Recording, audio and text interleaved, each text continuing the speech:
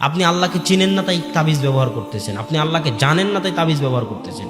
আপনার আল্লাহকে চিনার জানার কমতি আছে, আল্লাহকে আরো চিনেন আরো জানেন, আপনার তাবিজ ব্যবহার করার আপনি মুখাপেক্ষী থাকবেন না। আল্লাহকে চিনার জানার অভাবে আপনি তাবিজ ব্যবহার করতেছেন, তাবিজ খুলে ফেলে দিন। ওর মধ্যে আল্লাহর অপমান আছে, কোরআনের আয়াত দিয়ে হলো অপমান আছে। কোরআনের আয়াত দিয়ে চিকিৎসা করা যায়। আল্লাহ বলেছে কোরআনের আয়াত শিফাউন লিন্নাস, মানুষের জন্য শিফা, কিন্তু সেটা দুই ধরনের। এক, কোরআনের আয়াত পড়ে নিজেই নিজেকে ফু দেওয়া, অথবা কোরআনের আয়াত পড়ে আরেকজনকে ফু দেওয়া, অথবা কোরআনের আয়াত পাঠ করে পানিতে ফু দিয়ে সেই পানি পান করা, এই দুইটা পদ্ধতি। এর বাইরে কোরআনের আয়াত লিখে ঝুলাতে হবে এরকম কোনো পদ্ধতি সাহাবীদের পক্ষ থেকে পাওয়া যায় না। তবে আপনাকে মনে রাখতে হবে যে নিজে পড়ার মধ্যে গুরুত্ব সবচেয়ে বেশি। কেননা ইসলাম ভাড়াটে ধর্ম নয়। ইসলাম কি ধর্ম নয়? ভাড়াটে ধর্ম নয়। যত বেদাত আর যত শিরক সমাজে স্থান করেছে, জায়গা করেছে, সব শিরক আর বেদাতের একটা জায়গা আছে। ওই জায়গাতে সব শিরক বেদাত লুকিয়ে আছে। ওই জায়গাটা কি? ওই জায়গা হিন্দু ধর্মেও আছে, ওই জায়গা ইহুদি ধর্মেও আছে, ওই জায়গা খ্রিস্টান ধর্মেও আছে। সব ধর্মে ওই জায়গাটা রাখা আছে যাতে ধর্ম ব্যবসায়ীরা ওই জায়গাটাকে ব্যবহার করে ব্যবসা করতে পারে। সেটা কি? আপনি খ্রিস্টান ধর্ম গ্রহণ করেন, পাদ্রী বলবে যে আপনি সরাসরি আল্লাহকে কিছু বলতে পাবেন না। ব্যাপটিজম পবিত্র হতে হলে পাদ্রীর মাধ্যমে পবিত্র হতে হবে, সরাসরি আল্লাহর কাছ থেকে আপনি পবিত্র হতে পারবেন না। আল্লাহ অনেক মহান, আপনি এত পাপিষ্ঠ, আপনি আল্লাহর কাছে সরাসরি কথা বলতে পারেন না। এটা লিঙ্ক লাগবে। প্রধানমন্ত্রীর সাথে ডাইরেক্ট কথা বলা যায় নাকি? ডাইরেক্ট কথা বলা যায় না, মাধ্যম লাগে, ভায়া লাগে, ওয়াস্তা লাগে, সিস্টেম লাগে। অতএব আল্লাহ অনেক বড় সৃষ্টিকর্তা, আপনি তার সাথে সরাসরি কথা বলতে পারবেন না, আপনি অনেক পাপী। খবরদার নয় খ্রিস্টান ধর্ম। কেন? ওটি দিয়ে তখন ব্যবসা চলবে। এই জায়গাটা দিয়ে কি চলবে? ব্যবসা চলবে। হিন্দু ধর্মে যান, একই অবস্থা। কেননা ওই জায়গাটা বন্ধ হয়ে গেলে হিন্দুর যত পুরোহিত আছে সবার ব্যবসা বন্ধ হয়ে যাবে।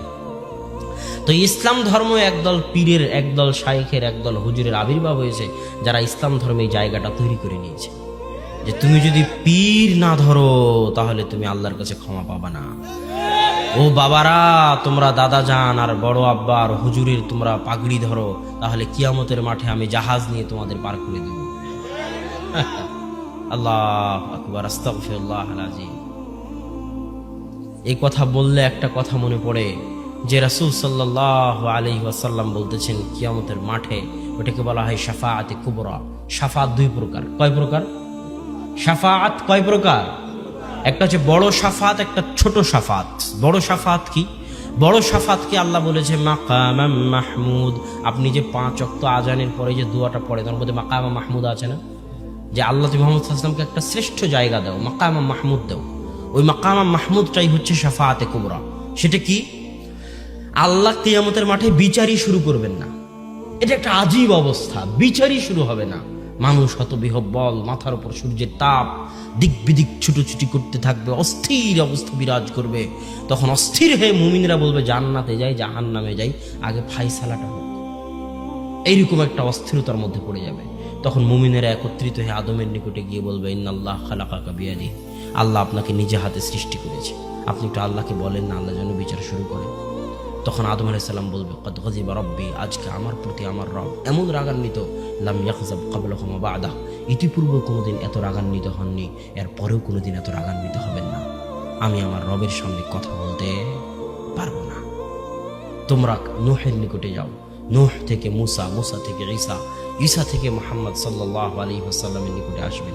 সব নবী একই কথা বলবে যে আল্লাহ আমার সাথে দুনিয়াতে সরাসরি কথা বলেছে ঠিকই, আমি কালিমুল্লাহ মুসা, কিন্তু আজ আমার রব আমার উপর এত রাগান্বিত যা ইতিপূর্বে কোনোদিন হননি, পরেও কোনোদিন হবেন না। আল্লাহর সাথে কথা বলার সাহস আমার নেই।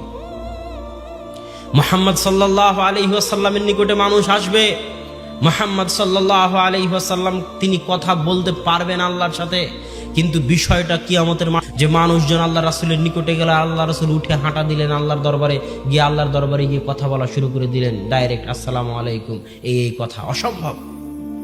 এই পরিবেশ কিয়ামতের মাঠে বিরাজ নাই। মানুষ যখন মুহাম্মদ সাল্লাল্লাহু আলাইহি ওয়াসাল্লামের নিকটে যাবে আর মুহাম্মদ সাল্লাল্লাহু আলাইহি ওয়াসাল্লাম আল্লাহর সাথে কথা বলতে চাইবেন, তখন মুহাম্মদ সাল্লাল্লাহু আলাইহি ওয়াসাল্লাম সবার আগে সিজদায় পড়ে যাবেন। আল্লাহু আকবার। কোনো কথা নাই, আগে সরাসরি সিজদা। যতক্ষণ আল্লাহ চাইবেন মুহাম্মদ সাল্লাল্লাহু আলাইহি ওয়াসাল্লামকে সিজদায় রাখতে, ততক্ষণ মুহাম্মদ সাল্লাল্লাহু আলাইহি ওয়াসাল্লামের সাহস হবে না সিজদা থেকে মাথা উঠানোর। আল্লাহু আকবার। যখন আল্লাহ বলবেন ইয়া মুহাম্মদ ইরফা রাসাক, মুহাম্মদ মাথা উঠাও, তখন মুহাম্মদ সাল্লাল্লাহু আলাইহি ওয়াসাল্লাম মাথা উঠাবে। এর নাম কিয়ামতের মাঠ। আর এই হুজুর বলতেছে তার দাদা তার পীর বাবা জাহাজে করে নিয়ে যাবে, নাউজুবিল্লাহ। এটা যে ব্যবসা, মাঝখানের এই জায়গাটা তৈরি করা হয়েছে কিসের জন্য? ব্যবসার জন্য। ইসলাম নামক ধর্মে আল্লাহর সাথে বান্দার যোগাযোগের জন্য কোনো কানেকশনের প্রয়োজন নাই, কোনো লিঙ্কের প্রয়োজন নাই, কোনো ওয়াস্তার প্রয়োজন নাই।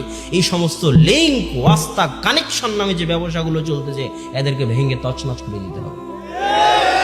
কথা হবে সরাসরি আল্লাহর সাথে। ইসলাম ভাড়াটে ধর্ম নয়। আপনি যেভাবে পারেন, যেমনে পারেন, যে ভাষায় পারেন আপনার বাপের জন্য দোয়া করুন। হুজুরকে দিয়ে দোয়া করাতে হবে, এটা কে বলেছে? এই ব্যবসার রাস্তা কে শিখালো? আল্লাহ আপনারও রব, হুজুরেরও রব। হুজুরের একার আল্লাহ নয়। আল্লাহ হুজুরের পৈতৃক সম্পত্তি নয় যে হুজুরকে দিয়ে দোয়া করাতে হবে। আল্লাহ আপনারও সৃষ্টিকর্তা। আপনি চান আল্লাহর নিকটে, আল্লাহ চাইতে বলেছেন। আল্লাহ বলেছেন যে চায় না, আল্লাহ তার উপর রাগ করেন। অথবা আপনাকে চাইতে শিখতে হবে। চাওয়া একটি দোয়া, চাওয়া একটি ইবাদত, দোয়া করা একটি ইবাদত। অতএব আপনাকে দোয়া করা শিখতে হবে। হুজুরের ব্যবসার রাস্তা উন্মুক্ত করে দিয়ে কানেকশন, লিঙ্ক, ওয়াস্তার মাধ্যমে যত বেদাত চলতেছে, বেদাতের রাস্তাকে উন্মুক্ত করে দিয়ে টাকাও নষ্ট করলেন, গুনাহ হাসিল করলেন, দোয়াও ঠিক মতো হলো না। দোয়া কেন ঠিক মতো হলো না? দোয়া এই জন্য ঠিক মতো হলো না, সালাত শব্দের অর্থ কি? সালাত শব্দের অর্থ হচ্ছে দোয়া করা। আসমানের নিচে জমিনের উপরে দোয়া করার মাধ্যম সালাতের চাইতে বড় এবং ভালো কোনো মাধ্যম নেই। এটা মনে রাখবেন। সারা আলাইহা সালাতু ওয়াসসালাম যখন বিপদে পড়লো, জালিম বাদশাহ তাকে ভোগ করতে চাইলো, তিনি দোয়া করতে চাইলেন। দোয়া করার জন্য তিনি সালাতে দাঁড়িয়ে গেলেন। এই ঘটনা মনে আছে আপনাদের? তিনি দোয়া করার জন্য কি করলেন? সালাতে দাঁড়িয়ে গেলেন। আল্লাহ রাসূল যখন কোনো বিপদে পড়তেন তখন দোয়া করার জন্য কি করতেন? সালাতে দাঁড়িয়ে যেতেন। মানে দোয়া করার সবচেয়ে বড় মাধ্যম কি? সালাত। আপনিও যে কোনো বিপদে পড়েন, যত বড় বিপদ হোক, আপনাকে বলতেছে আপনার ছেলে অ্যাক্সিডেন্ট করেছে, লুলা ন্যাংড়া হয়ে গেছে, মেডিকেলে পড়ে আছে, আপনি মোবাইল ফেলে ডাক্তারের কাছে দৌড়াচ্ছেন, অসম্ভব। যত বড় বিপদ হোক, পৃথিবীর যত বড় বিপদ হোক, বিপদের সংবাদ শোনা মাত্র কিসের ডাক্তারকে জানানো, কিসের এমপি মন্ত্রী, গ্রামের বড় ভাই, সমাজের বড় ভাই, অমুকের সাথে যোগাযোগ করতে হবে, অমুকের সাথে দেখা করতে হবে, অমুককে জানাতে হবে, ওসি ডিসি পুলিশের সাথে যোগাযোগ করতে হবে, অসম্ভব। বিপদে পড়লে সবার আগে এই পৃথিবীর সৃষ্টিকর্তা, সকল কিছুর উপর যিনি ক্ষমতাবান, সবকিছু যিনি চাইলে 1 সেকেন্ডে সমাধান করতে পারেন, তার সাথে যোগাযোগ করতে হবে। বিপদে পড়লে সবার আগে সালাতে দাঁড়িয়ে আল্লাহকে বলতে হবে, আল্লাহ বিপদে পড়েছি। আল্লাহর কাছ থেকে বলার পরে এবার তুমি যাও, ডাক্তারের কাছে যাও, নাই পুলিশের কাছে যাও, নাই মানুষের কাছে যাও, সেটা তোমার ব্যাপার। কিন্তু আগে কাকে বলতে হবে? আগে আল্লাহকে বলতে হবে। তাহলে পৃথিবীতে দোয়া করার সবচেয়ে বড় মাধ্যম কি? সালাত আদায় করা। সালাতের শুরু থেকে নিয়ে সালাম ফিরানো পর্যন্ত সবই দোয়া। সবই কি? দোয়া। সালাম ফিরানোর আগে দুনিয়ার যত দোয়া আছে সব দোয়া করতে পারবেন। কোরআনের হোক, হাদিসের হোক, যত দোয়া আপনার মুখস্থ আছে সব দোয়া করতে পারবেন। সালাম ফিরানো হয়ে গেল মানে দোয়া শেষ হয়ে গেল। সালাম ফিরানো হয়ে গেল মানে কি শেষ হয়ে গেল? এটা ভালো করে বুঝে যান। যে হুজুর বলবে, যে আপনি বলবেন হুজুর সাহেব দোয়া করালো না, আরে পাগল, দোয়া তো শেষই হয়ে গেল। কথা মনে হয় বুঝাতে পারিনি আমি। সালাত শব্দের অর্থ হচ্ছে দোয়া। সালাত মানেই দোয়া।